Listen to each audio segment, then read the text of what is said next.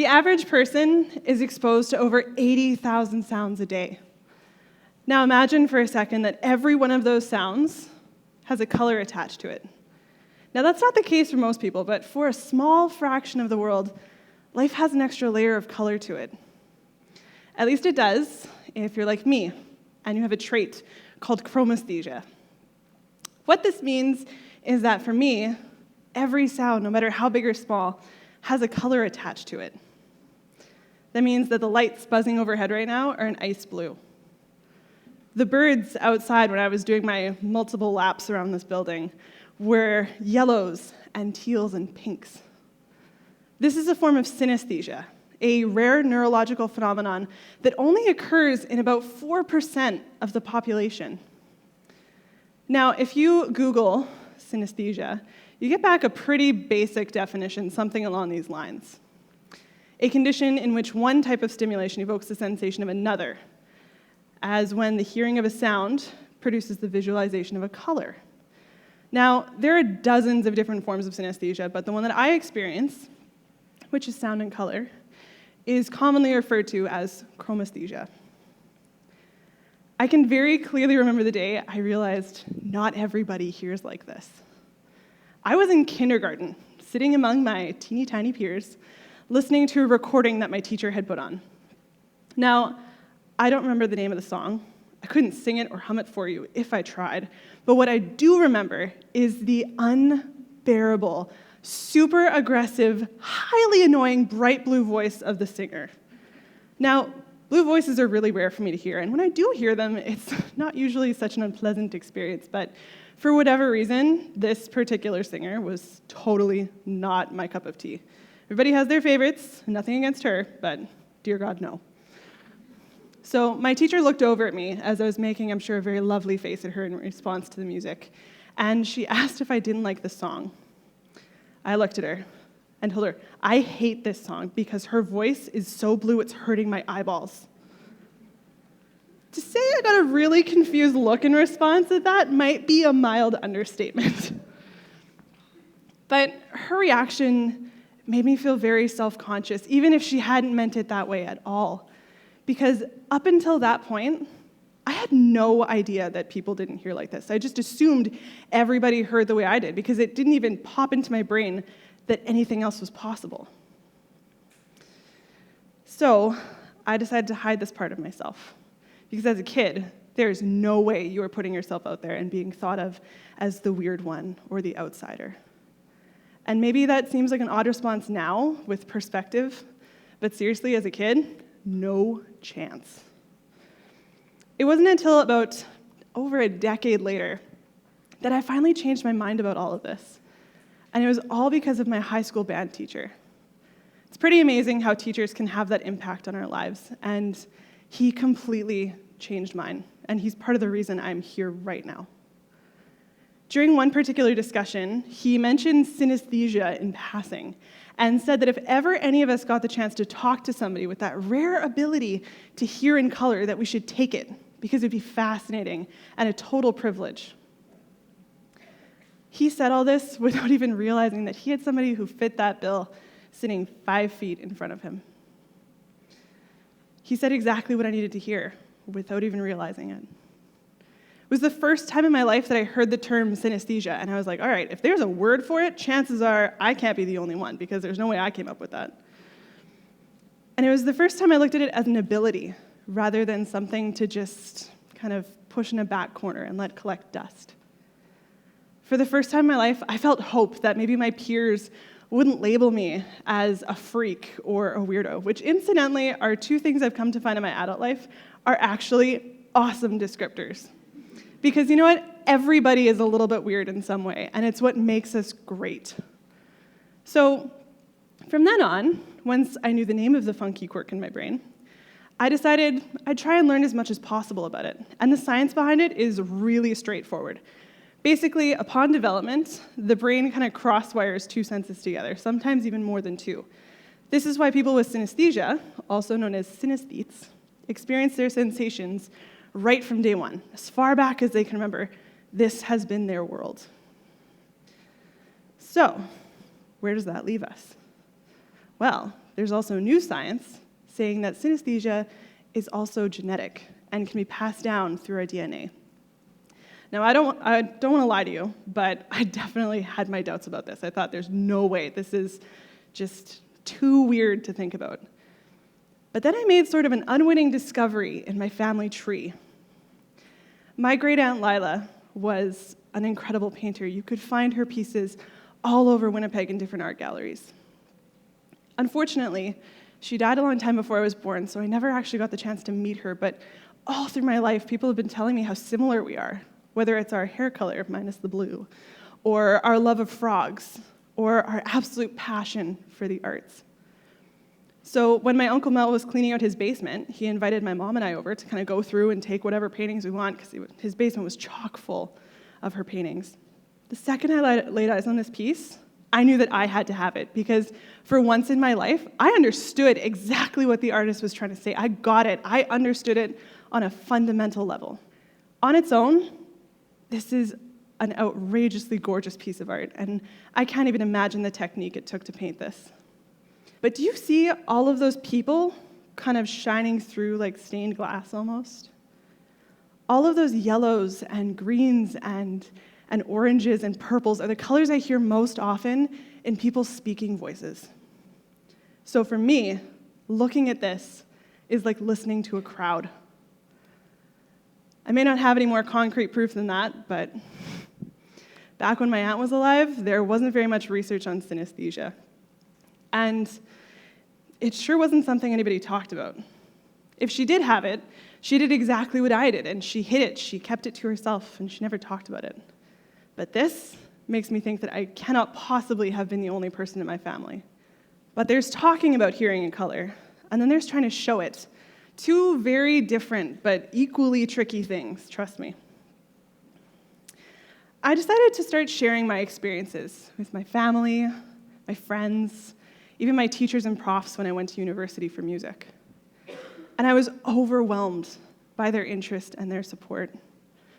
They made me feel like I was a complete superhero and that this was my superpower.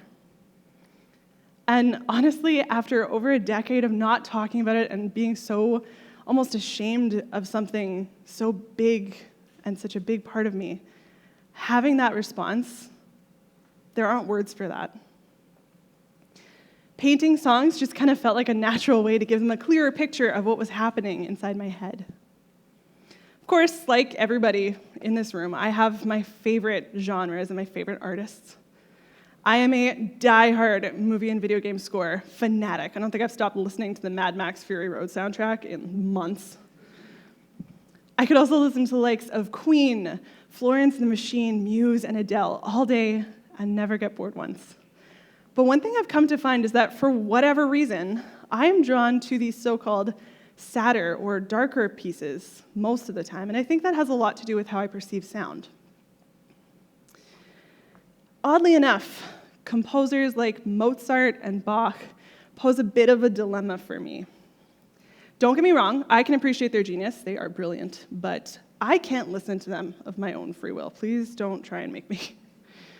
The colors and shapes produced by their music clash often, and their colors never work, and it never resolves, even if musically it does. If having synesthesia makes you a superhero, then harpsichord is my arch nemesis, cape and all, because the sound of those strings being plucked is like taking a javelin to the face. It is awful, and I do not recommend it. I'm terribly sorry if any of you are really big fans of harpsichord, but I will not be at the meetings. I'm sorry. But the flip side, and the really cool side of this, is the fact that composers like Beethoven and Bruckner and Mahler and Schubert all write with these really fantastic, rich, smooth colors, often that feel like honey or someone pulling a piece of taffy. The way that their works flow is incredibly satisfying to me. And I always kind of find myself getting lost in the colors that they've put together, because there are times where it feels like they were writing this music just so I would get to see it. But, like every rule, there are exceptions, and Vivaldi is one of mine.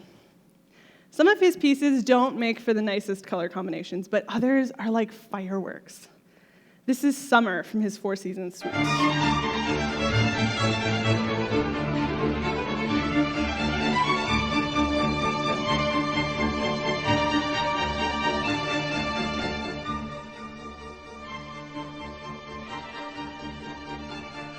So even though you have that very frantic and kind of tumbling energy, nothing is out of place. Everything locks in and fits. So even though you have these strikes from the blue violins and these lower strings that are making this kind of rock-solid red bass, it all works. Whenever I'm trying to paint a song, I usually like to paint what I call a screenshot of it, just to give people an idea of maybe the colors that are going on, or the way it moves, or just whatever I can think of. Because, as we all know, music moves by pretty quickly. And if you try and focus on one thing, good luck, because there are so many different sections, you kind of got to pick and choose. So we're going to work through a couple of these, and hopefully by the end of it, you'll kind of have an idea of what I'm talking about. So this is Sound of Silence by Simon & Garfunkel, but it's the cover by Disturbed. Fool said I, you do not know. Silence like a cancer grows.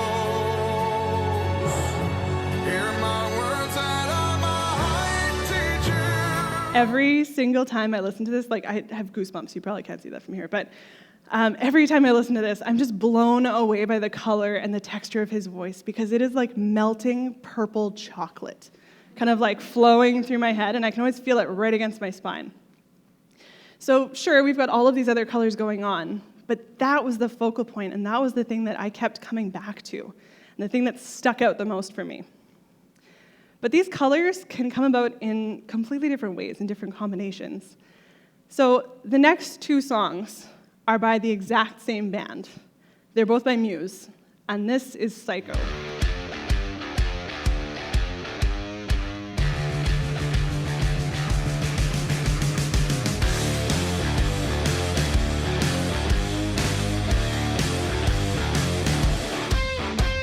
So it's very chaotic, but you get this sick bass line that's kind of rocking around in there.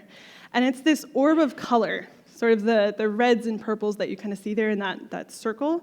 It's almost rotating on an axis. And it gets layered over by all the other instruments that come in and Matthew Bellamy's gorgeous golden voice. But the thing that I love most about this is there's these almost lightning strikes or static explosions from the drums that are kind of hitting that sphere and giving it that kind of explosive air almost. But if this is Psycho, this is Futurism. Same band, different color.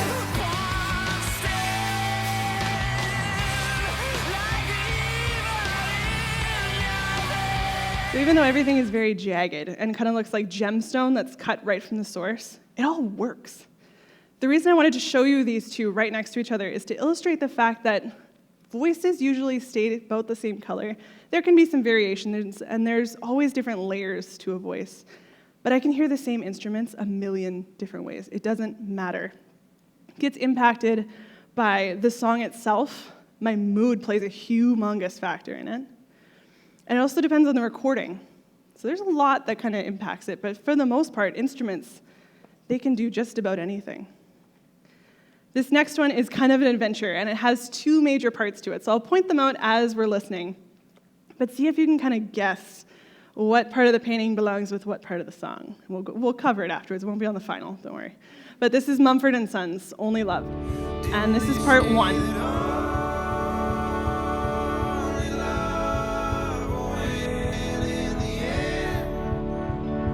And this is part two. You see it? Do you get it?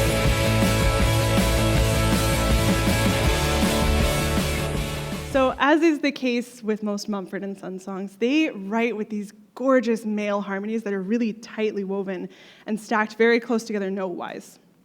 So their voices are kind of moving around in the background, and then it gets interrupted by those drums and the guitar that come in. And it's like someone took a glass filled with those colors and whipped it at a wall, shattering it. So you get these shards kind of, well, I get these shards kind of flying, but I don't know what you get, but that's what I get. And this last one, I want to show you for completely selfish reasons. I mentioned Mad Max, but my obsession with this soundtrack goes much, much deeper. Unlike the rest, I'm kind of going to talk you guys through this one because I want to explain to you the movement behind it and to see if you can kind of get an idea of it. So this is Brothers in Arms by Junkie XL from the Fury Road soundtrack. So do you hear those driving, big, huge pulses from the bass? This vortex like a tornado, and these two storm fronts are colliding. It never stops. It's always turning on that bass. So this is the storm inside my head. And that, again, I got goosebumps. I don't know what's wrong with me. But this is my pump-up song. Some people listen to, rock.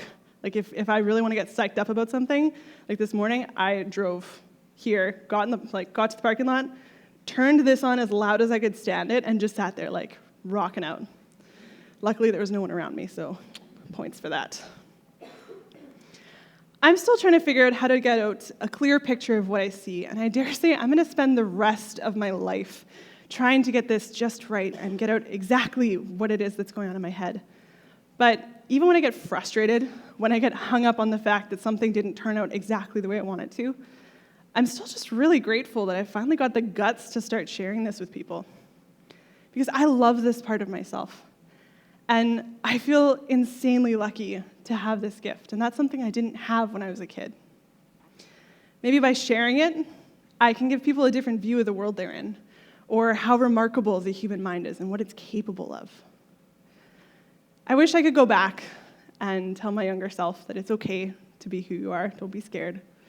People might surprise you if you give them that chance. But we shouldn't hide the things that make us unique. We need to celebrate them. Take that risk and put whatever it is that you love and makes you special out into the world, because I promise you, the world is desperate for it, and we all want to see it. The world's an amazing, impossible place, and it only gets to have one of you. So why would you waste that? It's taken me a really long time to realize that if you're not being yourself, you're letting life pass you by in black and white. And life is a hell of a lot better in color. Thank you.